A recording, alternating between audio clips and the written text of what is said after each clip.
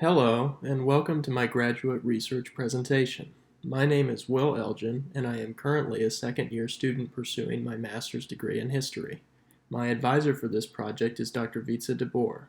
Today I will be giving you a brief walkthrough of my research. The subject of my study, Jan Houwen van Linschoten, was the author of an incredibly popular and influential travel narrative that detailed his travels, observations, and valuable commercial knowledge about the East Asian trade routes that supplied Europe with much of its spices. The Discourse of Voyages into Ye East and West Indies, divided into 4 books, or Itinerario as it was known colloquially, was the result of this time spent abroad. The book's success had much to do with its wealth of navigational, cartographic, and commercial information. This knowledge proved immensely useful to early Dutch navigators following the Cape route around the southern reaches of Africa to the east.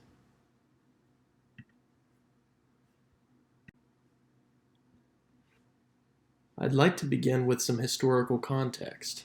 The Itinerario, originally published in 1596 in the Dutch Republic, represented the culmination of nearly a decade of travel and information gathering.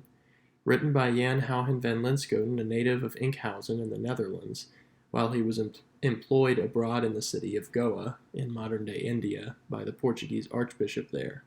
Later passages were likely recorded during his 2-year stay in the Azores Islands in the Atlantic. The quote I have included on this slide is taken from its early pages, and can tell us quite a bit about the author's intent. This book was no mere tourist guide. It represented a keen desire on the part of the author, van Linschoten, to provide his homeland with the knowledge necessary to mount a true challenge to Portuguese control of East Asia, or the East Indies as it was known at the time. My research concerning the Itinerario has dealt primarily with one issue. Contemporary historiography marks the reimposition of the Spanish blockade on the Dutch Republic as the point at which the Dutch decided to no longer use the Iberian kingdoms as their intermediary for trade with the East. Having studied the publication of the Itinerario, I believe we can trace Dutch interest in the prospect to a point years earlier, at least as early as 1594, when the license to publish the manuscript was granted by the States General. Furthermore, by studying the network that gathered around van Linschoten to help him in the process of writing and publication, it is possible to compare their names to those involved with the foundation of the Dutch East India Company in 1602. If we can prove that the same men who published the Itinerario were amongst the early investors and proponents of the Dutch East India Company, we can prove that the interest in the East Indies existed well before the blockade. For my research, I have relied heavily upon the 1598 English translation of the Itinerario.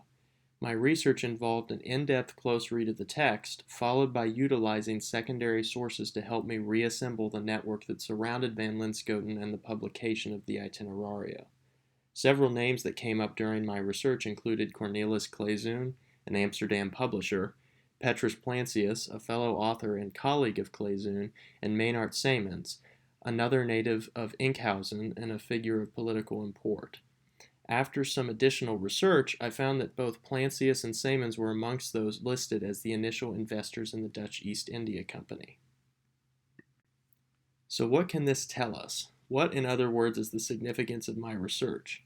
As stated earlier, this information means that those interested in the foundations of the Dutch mercantile empire must begin their studies a few years earlier than the commonly argued year of 1598.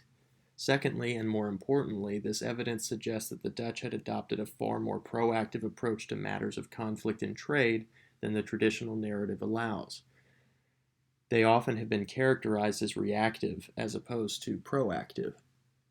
With these results, I believe that we can prompt new discussion and new questions to be answered in this critical era of European development. Thank you all for your time.